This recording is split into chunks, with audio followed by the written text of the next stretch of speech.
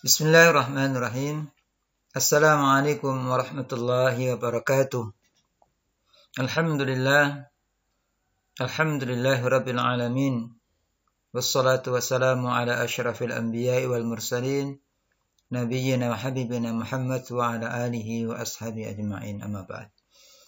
Baiklah, para mahasiswa yang berbahagia, pada kali ini kita akan membahas konsep ibadah dalam Islam. Bagaimana prinsip ibadah dalam pandangan agama Islam. Materi ini adalah dalam rangka mendorong kita semua agar beribadah dalam Islam secara sungguh-sungguh, beribadah dalam Islam secara benar, beribadah dalam Islam sesuai dengan tuntunan dan tuntutan dari agama Islam itu sendiri. Sebab masalah ibadah adalah masalah yang prinsip. Tidak bisa kemudian kita melaksanakan ibadah sesuai dengan keinginan kita.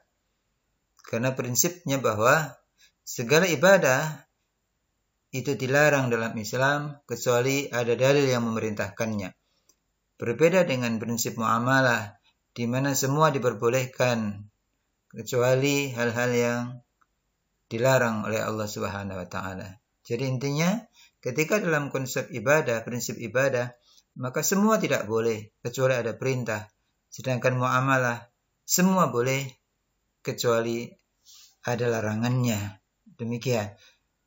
Dan selanjutnya mari kita simak penjelasan pada tahap-tahap berikutnya. Adapun yang akan kita bahas pada pertemuan kali ini adalah apa itu pengertian ibadah, dasar hukum ibadah, ruang lingkup ibadah, prinsip ibadah, urgensi atau pentingnya ibadah, dan bagaimana hubungan antara akidah, ibadah, dan juga akhlak. Baik, yang pertama adalah pengertian ibadah. Secara bahasa atau etimologi, kata al-abdiyah, al-ubudiyah, al-ubudah, dan al-ibadah berasal dari satu akar kata yang sama, yaitu abida, yang berarti taat, yang berarti tunduk atau at-ta'ah. Itu secara bahasa yang pertama. Kata al-ubudah atau al-ubudiyah adalah bermakna tunduk, al-khudu' atau merendahkan diri atau menghinakan diri. Makanya makna ibadah berarti kita taat, makna ibadah berarti kita tunduk, makna ibadah berarti kita merendahkan diri atau menghinakan diri di hadapan Allah Subhanahu wa taala. Memanglah kita harus rendah diri, hina diri di hadapan Allah. Tetapi kalau di hadapan manusia bukan rendah diri, tapi rendah hati, ya. Jadi bedanya kalau kita di hadapan Allah itu adalah merendahkan diri, menghinakan diri. Makanya dalam ibadah, sebagai contoh salat misalnya, maka kita menghinakan diri. Kepala kita yang kita anggap mulia ketika sujud di hadapan Allah Subhanahu wa taala, maka tempatnya lebih rendah daripada tempat keluarnya kotoran. Makanya kita lihat ada sujud. Makanya sujud adalah saat-saat di mana seorang hamba paling dekat dengan Allah, dengan penciptanya. Karena pada saat itu dia menghinakan diri, dan itulah saat-saat di mana Allah Subhanahu wa taala mencintai hambanya. Makanya ketika kita sujud, perbanyaklah berdoa kepada Allah Subhanahu wa taala. Jadi ini makna dari menghinakan, merendahkan diri. Kepala yang kita anggap mulia, ternyata ketika di hadapan Allah, maka kita hinakan, lebih rendah dari tempat keluarnya kotoran.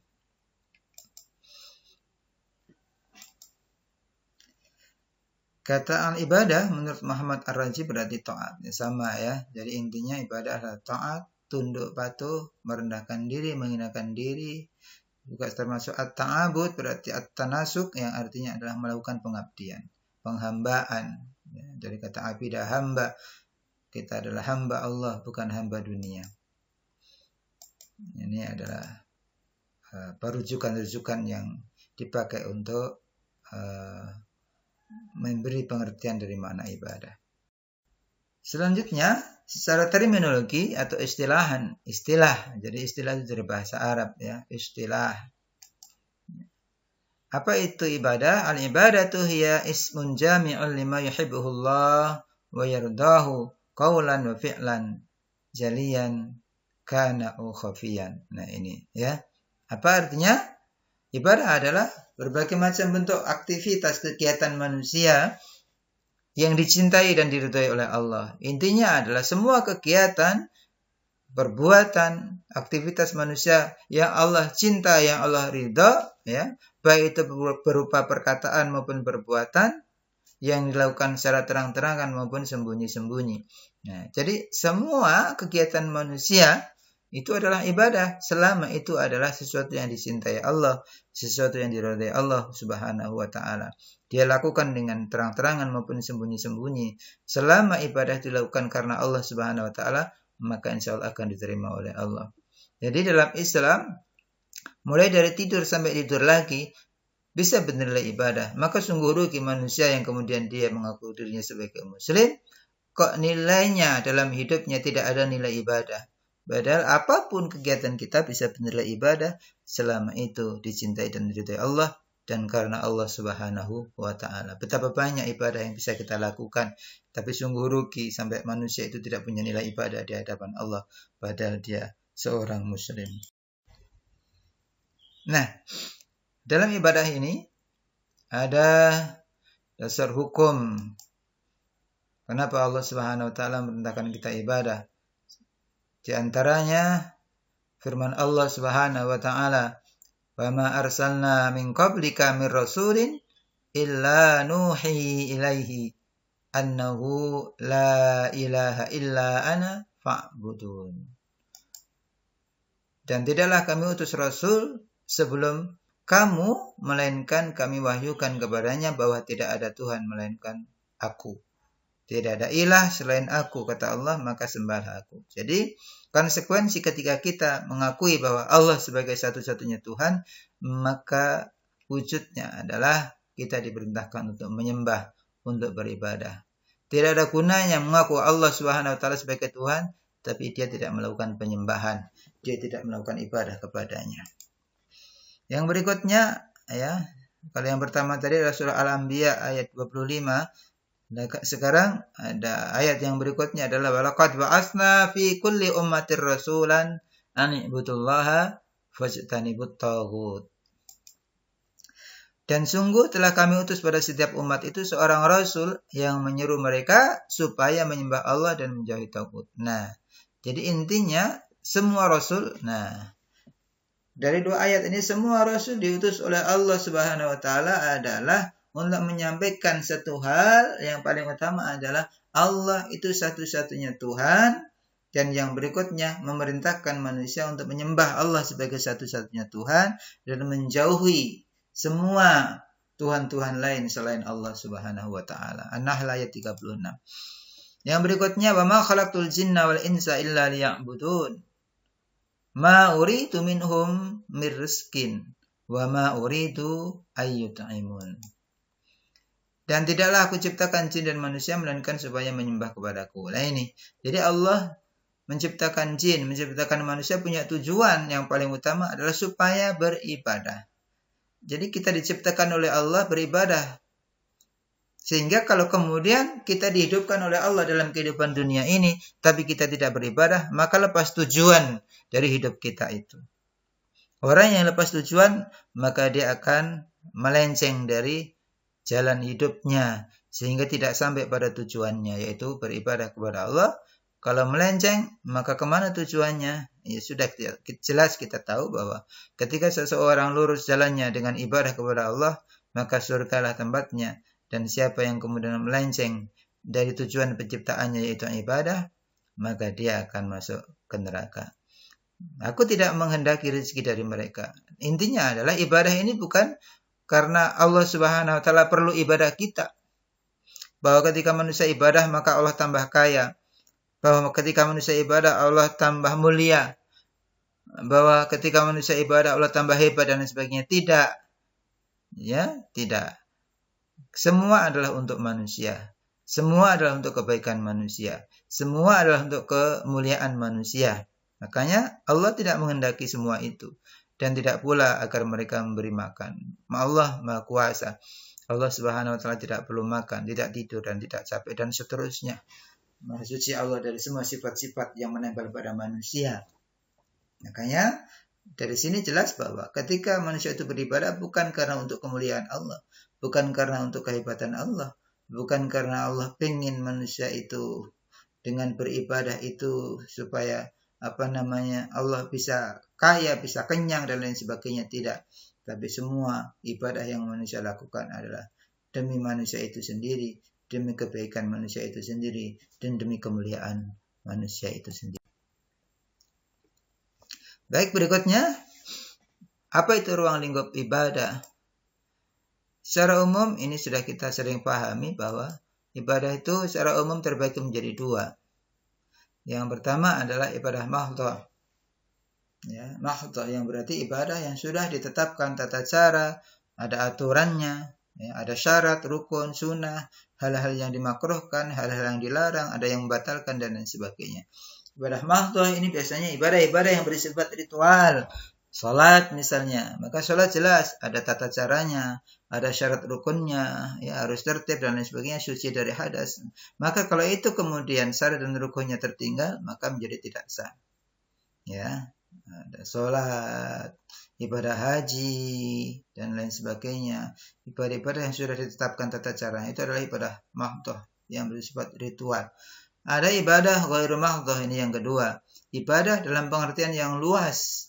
Tidur bisa menjadi ibadah, ya, karena tidak ada tata cara yang kemudian ditentukan yang bisa membatalkan. Tidak ada yang membatalkan tidur, ya.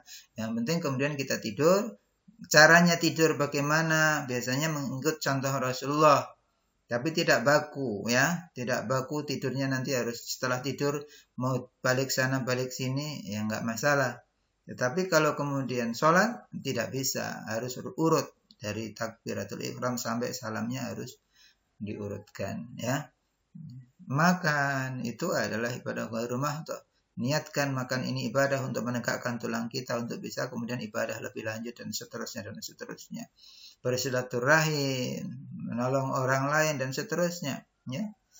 Sampai kemudian kita ke kamar mandi untuk membuang hajat kita, itu bisa bernilai ibadah. Selama kemudian bagaimana cara masuknya, bagaimana keluarnya, ada doa di dalamnya, maka itu insya Allah mendapat kepahala di sisi Allah Subhanahu wa taala. Tapi tidak ada yang kemudian membatalkan, ya, kemudian tidak ada yang kemudian menjadikan dia rukun, syarat dan lain sebagainya. Itu ibadah ghairu mahdhah. Maka ibadah yang tidak ada aturan sama sekali, maka itulah ibadah yang disebut ibadah ghairu mahdhah, ibadah secara umum. Nah, bagaimana kemudian ketika agar ibadah kita diterima oleh Allah Subhanahu wa taala? Jadi tidak kemudian sembarangan ibadah itu bisa bernilai pahala di sisi Allah. Maka supaya ibadah itu bisa bernilai pahala dan diterima oleh Allah, maka yang pertama harus disertai dengan niat yang benar. Niat hanya karena Allah, lillahi ta'ala, sebagai bentuk pengabdian. Maka kalau kemudian niatnya karena lain, maka itu berarti riya. Dan riya oleh Allah Subhanahu wa taala disebutkan sebagai syirik kecil, ya, syirik asghar. Dan sekecil apapun kalau sudah namanya syirik, maka dosanya tidak akan diampuni oleh Allah dan ibadahnya tidak bernilai apa-apa bagi Allah Subhanahu wa taala, ya. Makanya niat, bagaimana niat itu? Sesuai dengan hati kita. Innamal a'malu binniyat wa likulli imri'in ma nawa. Semua, ya, amal itu tergantung daripada niat, dan setiap seseorang maka akan menerima pahala, menerima balasan dari apa yang diniatkan itu. Makanya hati-hati ketika kita ibadah, jangan sampai kemudian ada niat lain kecuali hanya semata-mata untuk Allah dan mencari keridhaan Allah Subhanahu wa taala. Jangan sampai riya. Sholat karena ingin dipuji, ke masjid berjamaah karena lewat di tempat seseorang yang diinginkan, dicintainya dan lain sebagainya. Ya, jangan sampai seperti itu. Yang berikutnya dilakukan dengan baik dan tekun. Ibadah perlu baik, ibadah perlu tekun.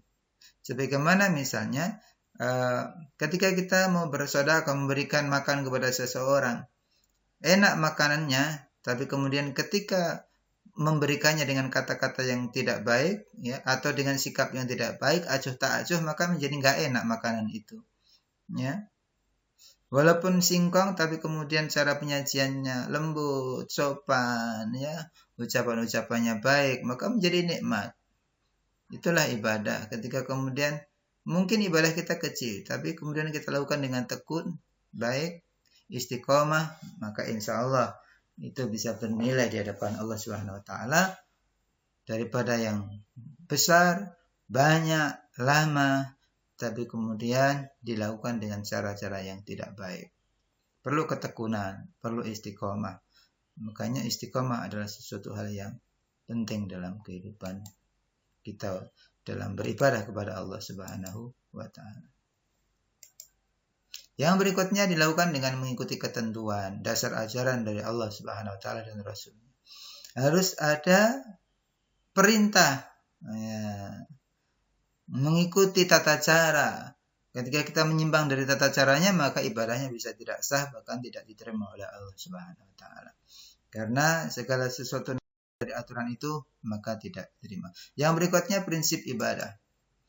Ya, prinsip ibadah adalah menjunjung kemurnian tauhid. Karena tadi niatnya karena Allah, maka prinsipnya adalah, ya, syaratnya tadi ketika niat karena Allah, itu berarti prinsipnya adalah menjunjung tinggi kemurnian tauhid. Semua ibadah adalah semata-mata karena Allah yang satu. Qul huwallahu ahad. Allah yang Maha Esa, yang satu, tunggal. Itulah yang kita tuju dalam kita beribadah. Maka niatkan, murnikan hanya untuk Allah Subhanahu wa Ta'ala. Kemudian yang berikutnya, buktinya adalah ikhlas. Makanya ikhlas itu dengan baik dan tekun wujudnya tadi. Ya, syaratnya baik, dilakukan dengan baik dan tekun. Maka itu prinsipnya pada hakikatnya adalah untuk melatih diri kita agar ikhlas. Kalau selesai semua adalah untuk Allah. Makanya orang yang ikhlas itu cirinya kan tidak mengingat apa yang dilakukan, kebaikan-kebaikan yang dia lakukan. Ya. Orang ikhlas dicontohkan yang paling tepat adalah ketika kita buang air besar. Itu adalah karakter ikhlas. Ketika kita makan seenak apapun, senikmat apapun, ya, ketika kemudian sudah waktunya untuk dibuang, maka kita dengan ikhlas membuangnya. Kita tidak akan mungkin mengingat bahwa yang kita buang itu adalah kemarin adalah makanan yang enak, kemarin adalah makanan yang nikmat. Tapi kalau memang sudah waktunya untuk dibuang sisa-sisanya itu, maka sungguh dengan ikhlas hati, dengan ringan hati kita melangkah untuk ke kamar kecil untuk kemudian membuangnya. Kita tahu harus bagaimana. Maka orang yang ikhlas itu adalah seperti itu. Dan kita tidak mengingat lagi apa yang kita keluarkan, apa yang kita buang. Walaupun asalnya adalah makanan yang nikmat, makanan yang paling kita suka, makanan yang paling enak. Makanya ketika kita ibadah, lakukan karena Allah Subhanahu wa Ta'ala, kemudian kita tidak mengingat bahwa sudah banyak pahala kita, sudah banyak ibadah kita.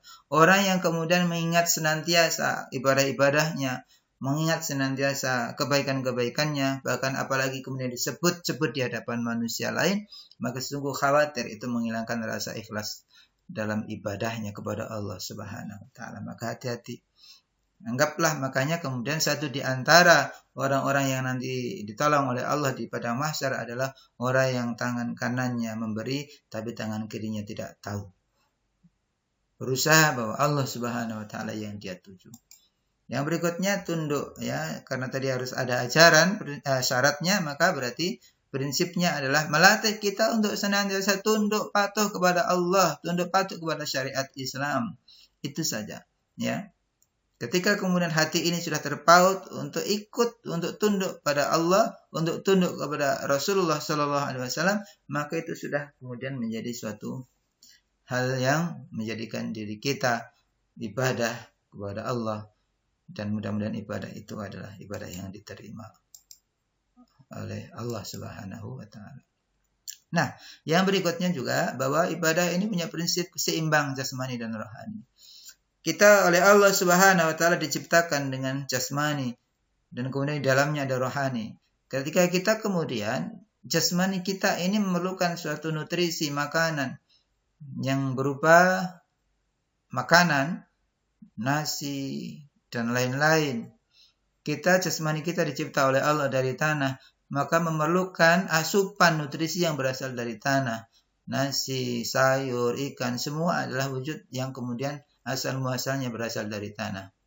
Nah, maka kemudian tidak hanya itu, bukan hanya jasmani kita yang harus kita pelihara, tapi unsur roh kita, unsur rohani kita juga harus dipelihara. Dan makanan rohani adalah wujudnya ibadah.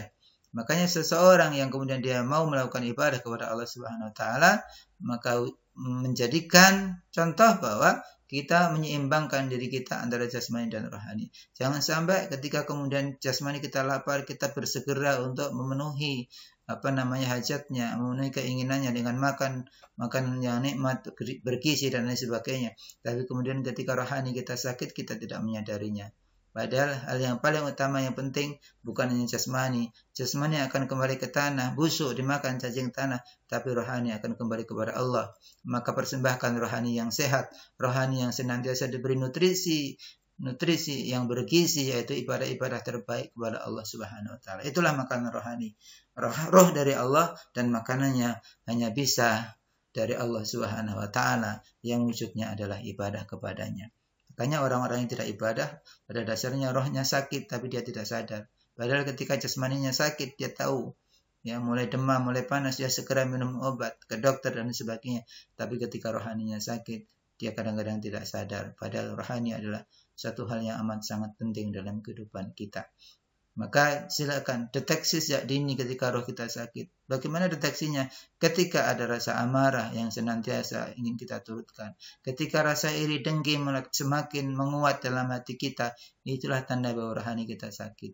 Ya, maka segera hapuskan, sembuhkan sakit-sakit hati, penyakit-penyakit hati itu dengan mendekatkan diri kepada Allah dengan ibadah yang sebenar-benarnya, supaya dalam ibadah kita itu nanti menjadikan rohani kita menjadi sehat. Karena itulah makanannya, ya, makanan rohani kita. Yang berikutnya kemudahan dan peniadaan beban. Prinsip ibadah adalah mudah. Ya, mudah. Tidak ada perintah-perintah Allah yang wujudnya ibadah itu menyengsarakan atau menyulitkan. Salat tidak ada yang sulit. Salat hanya paling 10 menit. Tidak ada salat yang kemudian menjadikan kita keringatan, ya. Mungkin basah kuyup oleh keringat kita. Coba bayangkan, mereka yang main futsal, mereka yang main bola, mereka yang main bulu tangkis, sampai bisa berjam-jam, sampai keringatan, ngos-ngosan. Mereka rela melakukan. Tapi dalam ibadah nggak ada yang sesulit itu. Tidak ada yang sampai ngos-ngosan. Tidak sampai yang keringat basah kuyup membasahi badan kita. Tidak. Karena ibadah pada hakikatnya mudah. Sudah mudah, peniadaan beban. Ketika tidak mampu berdiri, boleh duduk. Nggak bisa duduk, boleh baring, dan seterusnya. Nah, itulah ibadah. Ketika kemudian ada perintah wajib zakat, tapi kemudian ketika tidak sampai pada haul dan nisab, enggak juga wajib zakat, justru malah menerima zakat ketika orang itu tidak mampu. Ibadah haji, Masya Allah, bagi yang mampu, enggak mampu, tidak ada kewajiban bagi dia. Itulah prinsip ibadah. Jadi mudah, tiada beban. Ya, ketika kemudian kemampuan kita berkurang untuk melakukan ibadah, maka kemudian perintah ibadah itu pun akan sayangnya Allah Subhanahu wa taala. Yang berikutnya ada urgensi ibadah, pentingnya ibadah kepada kita. Supaya apa sih kita itu beribadah kepada Allah? Ya. Ibadah itu penting. Kenapa? Karena itu wujud cinta kita kepada Allah, wujud patuhnya hamba kepada Sang Khalik, sebagai wujud patuhnya hamba kepada penciptanya. Itulah pentingnya. Tanpa ibadah, mana buktinya cinta? Seseorang suami cinta kepada istrinya, ada wujudnya bagaimana? Seorang istri cinta kepada suami, ada wujudnya bagaimana? Nah, ketika hamba cinta kepada Allah, wujudnya adalah dengan ibadah kepadanya. Ibadah merupakan implementasi rasa syukur, Masya Allah. Ya, jadi Allah Subhanahu wa taala sudah memberikan kita demikian banyak nikmat. Apa wujudnya untuk berterima kasih kepada Allah? Ibadah. Allah nggak minta macam-macam. Ya. Dan rasa syukur tidak hanya diucapkan dengan lisan alhamdulillah, tidak. Tapi bagaimana next setelah alhamdulillah? Bagaimana dapat rezeki alhamdulillah? Maka kemudian rezeki dibagi-bagi, ya, disedekahkan kepada orang-orang yang memerlukan. Ya. Allah beri kita energi, ya, bisa bergerak, bisa berjalan, bisa berbicara, bisa melihat, bisa mendengar. Nah, semua itu kemudian kita tundukkan kepada Allah Subhanahu wa taala dengan rukuk, sujud kepadanya, dan seterusnya dan seterusnya. Nah, yang berikutnya ibadah membawa hamba kepada ketenangan hidup. Masya Allah. Ketika seseorang rajin ibadah kepada Allah, maka hidupnya menjadi tenang. Karena ada sandaran vertikal ketika dia mendapatkan masalah, maka dia ada sandaran vertikal, ya, yang bisa dimintai pertolongan atas segala masalah hidupnya. Berbeda dengan orang yang tidak punya sandaran, dia tidak ibadah kepada Allah, ya, maka dia menjadi seseorang yang seakan-akan tidak punya pegangan dalam hidupnya. Ketika seseorang anak dekat dengan orang tuanya, taat kepada orang tuanya, maka ketika dia dalam masalah, enaknya dia mengadu kepada orang tuanya, dan insya Allah orang tuanya akan memberikan solusi. Tapi ketika seseorang anak yang tidak dekat dengan orang tuanya, senantiasa dia melawan orang tuanya, tidak taat orang tuanya, selalu tidak mengindahkan nasihat orang tua, maka bagaimana dia kemudian ketika mendapat masalah, maka dia akan bingung. Karena apa? Mau mengadu kepada orang tua malu, karena dia sering tidak mentaati perintah orang tua. Begitulah ibaratnya dalam kehidupan kita kepada Allah. Jika seseorang dekat dengan Allah, maka akan mudah meminta pertolongan Allah Subhanahu wa ta'ala. Yang berikutnya adalah ibadah adalah jalan memuliakan diri. Orang yang ibadah hidupnya mulia dunia dan akhirat. Makanya coba kita lihat, ada seorang ustadz yang rajin ibadah dengan preman yang senantiasa hidupnya ura-uraan. Siapa yang dimuliakan? Manusia juga akan memandang kemuliaan pada seorang ulama, seorang ustadz misalnya, daripada orang-orang yang urakan hidupnya, preman yang kemudian kehidupannya tidak karuan dan seterusnya. Yang berikutnya adalah ibadah adalah upaya mencari cinta Allah dan terlepas dari murkanya. Makanya ketika kita mencari simpati kepada Allah, maka lakukan. Nah, berikutnya adalah hubungan antara akidah, ibadah, dan akhlak. Tiga-tiganya tidak bisa terpisahkan, ya. Akidah adalah sebagai bentuk keyakinan terhadap kebenaran itu. Kita yakin Allah Subhanahu wa ta'ala adanya. Kita yakin Allah sebagai satu-satunya Rabb yang harus kita sembah, yang harus kita ibadahi. Dan ketika keyakinan itu sudah kokoh, maka realisasinya harus ibadah. Tidak ada gunanya yakin kepada Allah tapi tidak melakukan ibadah. Atau tidak ada gunanya ibadah tapi bukan karena Allah Subhanahu wa ta'ala. Lalu yang ketiga adalah akhlak. Ketika seseorang bagus akidahnya, bagus ibadahnya, maka diharapkan wujudnya menjadi manusia yang berakhlak mulia, akhlakul karimah. Itulah buah dari akidah dan ibadah seseorang hamba. Maka tidak ada gunanya orang yang akhlaknya bagus tapi tanpa ibadah dan tanpa keyakinan kepada Allah Subhanahu wa ta'ala. Atau ada orang yang akidahnya bagus, ibadahnya bagus tapi akhlaknya tidak karu-karuan. Inilah, ya, dalam kehidupan seorang hamba tiga-tiganya harus seiring sejalan, tidak bisa dipisahkan. Satu pisah maka tidak sempurna seorang hamba. Maka mudah-mudahan dengan kuatnya tiga ini dalam diri kita, Allah muliakan kita. Allah kemudian tolong kita dalam kehidupan ini untuk kemudian dimuliakan kita, dimasukkan ke dalam surganya Allah Subhanahu wa ta'ala. Demikian, mudah-mudahan ini bisa menginspirasi kita untuk menjadi manusia yang sempurna, insan kamil, sehingga kemudian berkah mulia hidup kita, baik dalam kehidupan dunia dan kehidupan akhirat. Mudah-mudahan ada manfaatnya. Wassalamualaikum warahmatullahi wabarakatuh.